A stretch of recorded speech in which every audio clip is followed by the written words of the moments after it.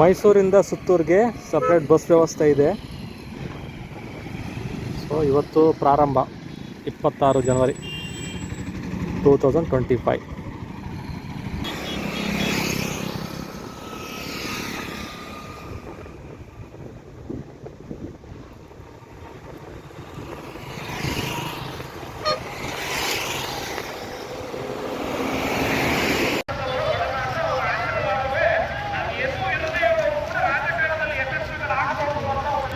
So Suttur ಮಠದ bus stop ಇದು ನೋಡಿ.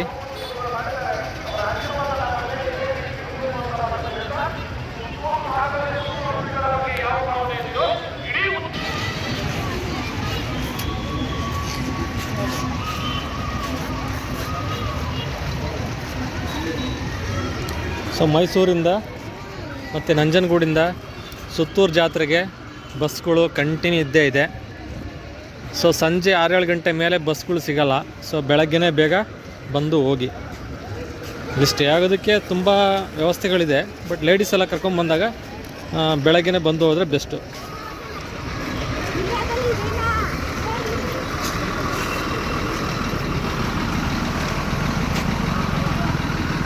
ಯೂಟ್ಯೂಬ್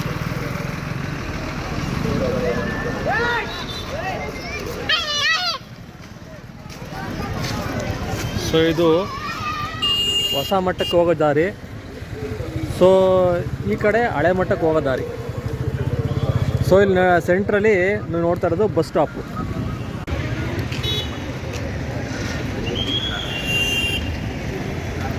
ಸೊ ಹಿಂಗೆ ಸ್ಟ್ರೈಟ್ ಹೋದರೆ ಹಳೆ ಮಠ ಸಿಗುತ್ತೆ.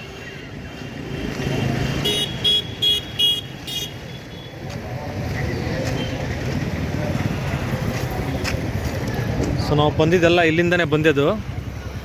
ಸೊ ಹಿಂಗೆ ಬಂದು ನೀವು ಲೆಫ್ಟ್ ಹೋದರೆ ಸೊ ಹಳೆ ಮಠ ಸಿಗುತ್ತೆ. ಸೊ ಇದು ಹಳೆ ಮಠ. ಹಿಂಗೆ ಹೋಗಿ ಹಿಂಗೆ ಬರೋದು ನೋಡಿ, ಸರ್ಕಲ್ಲು. ಹಿಂಗೆ ನಾವು ಈ ಕಡೆ ಹೋದರೆ ನೀವು ಬಂದ ತಕ್ಷಣ ರೈಟ್ ಸೈಡ್ ತೊಗೊಂಡ್ರೆ ಅದು ಸ್ವಾಮಿಗಳ ಗದ್ದುಗೆ ಇದೆ. ಇದು ಬಿಳಿಗೆರೆ ಪೊಲೀಸ್ ಠಾಣೆ. ಸೊ ಮೈಸೂರು ಜಿಲ್ಲೆ ಪೊಲೀಸ್ ಬಂದು ವ್ಯವಸ್ಥೆ ಚೆನ್ನಾಗಿದೆ ನೋಡಿದ್ದು. ಹಳೆ ಮಠಕ್ಕೆ ದಾರಿ ಇದು. ನಮಸ್ಕಾರ ವೀಕ್ಷಕರೇ, ನಾವಿವತ್ತು ಸುತ್ತೂರಿಗೆ ಬಂದಿದ್ದೀವಿ. ಸುತ್ತೂರು ಜಾತ್ರೆ ನೋಡೋಣ ಬನ್ನಿ. ಇದು ಹಳೆ ಮಠ ಅಂತ. ಸುತ್ತೂರಲ್ಲಿ ಇನ್ನೊಂದು ಹೊಸ ದೇವಸ್ಥಾನ ಆ ಕಡೆ ಇದೆ. ಸೊ ಇದು ಹಳೇದು. ಸೊ ನಾವು ಫಸ್ಟು ಹಳೇದನ್ನ ನೋಡಿಕೊಂಡು, ಹಳೆ ಮಠನ ನೋಡಿಕೊಂಡು, ಇಲ್ಲಿ ದಾಸೋಹ ಭವನ ಇದೆ, ಅತಿಥಿ ಗೃಹಗಳೆಲ್ಲ ನೋಡಿದೆ. ಹಿಂದೆ ಅತಿಥಿ ಗೃಹ ಎಲ್ಲ ಇದೆ. ಇನ್ನೂ ತುಂಬ ಜೀರ್ಣೋದ್ಧಾರಗಳನ್ನ ಮಾಡ್ತಾಯಿದ್ದಾರೆ. ಸೊ ತೋರಿಸ್ತೀನಿ ಬನ್ನಿ ನೋಡಿ. ಸೊ ಇದೊಂದು ಆರ್ಚ್ ಥರ ಮಾಡ್ತಾಯಿದ್ದಾರೆ. ಸೊ 2025 ಸೊ ಜನವರಿ 26 ನಾವು ಜಾತ್ರೆಗೆ ಬಂದಾಗ ಸೊ ನಾವು ಈ ರೀತಿ ಸುತ್ತೂರು ಮಠನ ನೋಡ್ಬೋದು. ತುಂಬ ಇಂಪ್ರೂವ್ಮೆಂಟ್ಸ್ ಮಾಡ್ತಾಯಿದ್ದಾರೆ. ಸೊ ಇದೊಂದು ಅತಿಥಿ ಗೃಹ ಇದೆಯಲ್ಲ, ಇದು ಶಾಮನೂರು ಶಿವಶಂಕರಪ್ಪ ಅವರನ್ನು ಮಾಡಿಸ್ಕೊಟ್ಟಿದ್ದಂತೆ. ಇಲ್ಲಿ ಸ್ಥಳೀಯರು ಯಾರಿದ್ದಾರೆ ಅವ್ರ ಹತ್ರ ಮಾತಾಡ್ಸೋಣ ಬನ್ನಿ.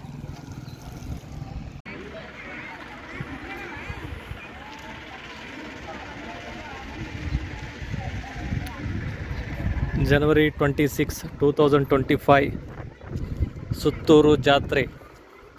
ಸೊ ನಾವಿಲ್ಲಿ ಬಂದಾಗ ಸೊ ನಮಗೆ ಇದೊಂದು ಹಳೆ ಮಠ ಅಂತೆ. ಇಲ್ಲೂ ಕೂಡ ಅನ್ನದಾಸೋಹ ನಡೆಯುತ್ತೆ. ಅಲ್ಲಿ ಹೊಸ್ದಾಗಿ ಇನ್ನೊಂದು ಕಟ್ಟಿದ್ದಾರೆ, ಅದು ಗದ್ಗೆ. ಇಲ್ಲಿ ಏನಪ್ಪ ವಿಶೇಷ ಅಂತಂದರೆ, ಮಹದೇಶ್ವರ ಸ್ವಾಮಿಗಳು ಇಲ್ಲಿ ಬಂದು ರಾಗಿ ಅವ್ರು ಬೀಸಿದಂಥ ರಾಗಿ ಕಲ್ಲುಗಳೆಲ್ಲ ಇದೆಯಂತೆ. ಸೊ ಅದನ್ನು ನಾವು ನೋಡ್ಬೋದು. ಬನ್ನಿ ನೋಡೋಣ.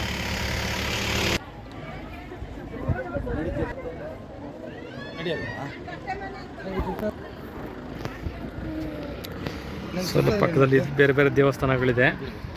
ಸೋಮೇಶ್ವರ ದೇವಸ್ಥಾನ ಇದೆ. ಸ್ಟ್ರೈಟ್ ಎಂಟ್ರೆನ್ಸ್ ಹೋದರೆ, ನಾವು ಲಾಸ್ಟ್ ಇಯರಲ್ಲೆಲ್ಲ ಬಂದಿದ್ವಿ. ಈಗ ಏನೇನು ತೇರಿದೆ.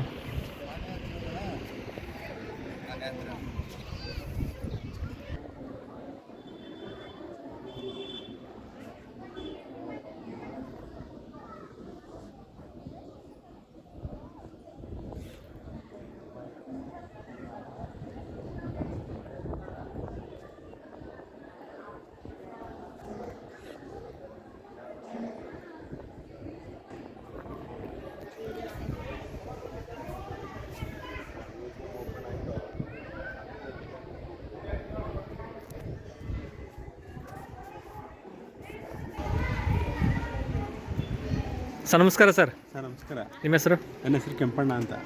ಸರ್ ನೀವು ಈಗ ಯಾವರು ಸರ್? ನಾವು ಸಿಂಗಾನಲ್ಲೂರಿಂದ ಬಂದಿರೋದು. ಹೌದಾ? ಸ್ಥಳ ಬಗ್ಗೆ ಸ್ವಲ್ಪ ಏನಾದ್ರು ಮಾತಾಡ್ತೀರಾ? ಜಾತ್ರೆ ಬಗ್ಗೆ? ಸಾವಿರ ವರ್ಷಕ್ಕಿಂತ ಮಿಗಿಲಾಗಿರತಕ್ಕಂಥ ಇತಿಹಾಸ ಉಳ್ಳದ್ದು. ಜೋರ ಮಾತು. 1000 ವರ್ಷ ಇತಿಹಾಸ ಹೊಂದಿರತಕ್ಕಂಥ ಮಠ ಇದು. ಇಲ್ಲಿ ಸುಮಾರು 24 ಗುರುಗಳು, ಈಗ ಪ್ರಸ್ತುತ 24ನೇ ಗುರುಗಳಿರೋದು. ಹೌದಾ? ಇದು ಮೊದಲನೇ ಗುರುಗಳ ಒಂದು ಜಾತ್ರಾ ಮಹೋತ್ಸವ ಅಂತ ಇದನ್ನು ಕರೀತಾರೆ. ಹಾಗಾಗಿ ಬಹಳ ವಿಜೃಂಭಣೆಯಿಂದ ಒಂದು ವಾರ ತನಕ ನಡೆಯುತ್ತೆ. 26ನೇ ತಾರೀಕಿಂದ ಪ್ರಾರಂಭ, 31ನೇ ತಾರೀಕು ತನಕ ಕೊನೆಗೊಳ್ಳುತ್ತೆ. ಇದರಲ್ಲಿ ಕೊಂಡೋತ್ಸವ, ಲಕ್ಷ ದೀಪೋತ್ಸವ, ತೆಪ್ಪೋತ್ಸವ, ಈ ಥರ ಅನೇಕ ಕಾರ್ಯಕ್ರಮಗಳು ಇಲ್ಲಿ ಜರುಗ್ತವೆ. ಇಲ್ಲಿ ಜಾತ್ರೆ ಅಂತಂದರೆ ಎಲ್ಲರೂ ಸುತ್ತಮುತ್ತ ಹಳ್ಳಿಯಿಂದ ಬಂದು ಜನ ಬಹಳ ಅದ್ಭುತವಾಗಿ ಎಲ್ಲ ಕೈ ಜೋಡಿಸ್ತಾರೆ. ನಿಮಗೆ ಬೇರೆಗಳ ಜಾತ್ರೆಗಳೆಲ್ಲ ನೋಡ್ಬೋದು. ಆ ಜಾತ್ರೆಗಳಲ್ಲಿ ಬರೀ ಕುಂದುಕೊರತೆಗಳೇ ಜಾಸ್ತಿ ಇರ್ತವೆ. ಸ್ವಚ್ಛತೆ ಇರೋದಿಲ್ಲ, ಏನು ಕೊರತೆನೇ ಇಲ್ಲ ಸರ್. ನೀವು ಉದ್ದಕ್ಕೂ ನೋಡ್ಕೊಂಡು ಹೋಗ್ಬೋದು. ನೀವು ಊಟಕ್ಕೆ ಕೊರತೆ ಇಲ್ಲ. ಇಲ್ಲಿ 24x7 ಊಟ. ಅಂದರೆ ಉತ್ತರ ಕರ್ನಾಟಕದಿಂದ ಬರ್ತಾರೆ, ಬೇರೆ ಬೇರೆ ಕಡೆಯಿಂದ ಜನ ಬಂದರೂ ಕೂಡ ಅವರು ಹಸ್ಕೊಂಡು ಹೋಗ್ಬಾರ್ದು ಅಂತ ಹೇಳ್ಬಿಟ್ಟು 24 ಗಂಟೆನೂ ಮಹಾದಾಸೋಹ ಇದೆ. ಅದು ಜರ್ಮನ್ ಟೆಕ್ನಾಲಜಿನಲ್ಲಿ ಒಂದು ಮಳೆ ಆಗಿರ್ಬೋದು, ಬಿಸಿಲಾಗಿರ್ಬೋದು, ಯಾವುದು ಸಹ ಬಂದ ಭಕ್ತಾದಿಗಳಿಗೆ ತೊಡಕಾಗಬಾರ್ದು ಅಂತ ಹೇಳ್ಬಿಟ್ಟು ಅವ್ರು ಉಳ್ಕೊಳ್ಳೋದಕ್ಕೆ ಸುಮಾರು 5-6 ಸಾವಿರ ಜನ ಒಟ್ಟಿಗೆ ಉಳ್ಕೊಳ್ಳೋದಕ್ಕೆ ಒಂದು ತಾತ್ಕಾಲಿಕ ಕುಟೀರ ಅಂತ ಅಲ್ಲಿ ಮಾಡ್ಕೊಂಡಿದ್ದಾರೆ. ಬಂದಿರೋರಿಗೆ ಒಂದು ಎಂಟರ್ಟೈನ್ಮೆಂಟ್ ಇರಲಿ ಅಂದರೆ ಸಾಂಸ್ಕೃತಿಕ ಕಾರ್ಯಕ್ರಮಗಳನ್ನು ನಡೆಸ್ತಾ ಇದ್ದಾರೆ. ಸಂಜೆ ಆದರೆ ಈ ಥರ ಪಲ್ಲಕ್ಕಿ ಉತ್ಸವಗಳು, ಮಹದೇಶ್ವರ ಕೊಂಡೋತ್ಸವಗಳು, ಮತ್ತು ನಾಟಕಗಳು, ಮತ್ತು ಜಾನಪದ ಕಲೆಗಳಿಗೆ ಭಜನಾ ಇರುತ್ತೆ. ವಾರ ಪೂರ್ತಿ ಕಾರ್ಯಕ್ರಮಗಳೇ ಸರ್. 24 ಗಂಟೆನೂ ಕಾರ್ಯಕ್ರಮ, 24 ಗಂಟೆನೂ ದಾಸೋಹ. ನೀವು ಯಾವುದಕ್ಕೂ ನೀರಿಗೆ, ಕುಡಿಯೋ ನೀರದ್ರಿಂದ, ಆಮೇಲೆ ಚಿಕಿತ್ಸೆ ಏನಾದ್ರು ಜಾತ್ರೆಯಲ್ಲಿ ಯಾರು ಹುಷಾರು ತಪ್ಪಿದ್ರೆ ಅವ್ರಿಗೆಲ್ಲ ಫ್ರೀ ಟ್ರೀಟ್ಮೆಂಟ್ ಇರುತ್ತೆ.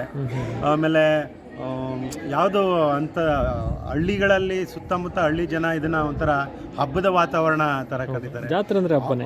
ಅವರಲ್ಲದೆ ಅವ್ರ ಮನೆಯಲ್ಲಿರ್ತಕ್ಕಂಥವ್ರು ಎಲ್ಲರನ್ನೂ ಕೂಡ ಅವರು ಕೂಡ ಬಂದು ಅವರೇ ಅದೇ ಸೇವೆ ಮಾಡ್ತಾರೆ, ಸೇರಿಸಿ ಹಬ್ಬ ಥರ ಜಾತ್ರೆನ ಆಚರಿಸ್ತಾರೆ.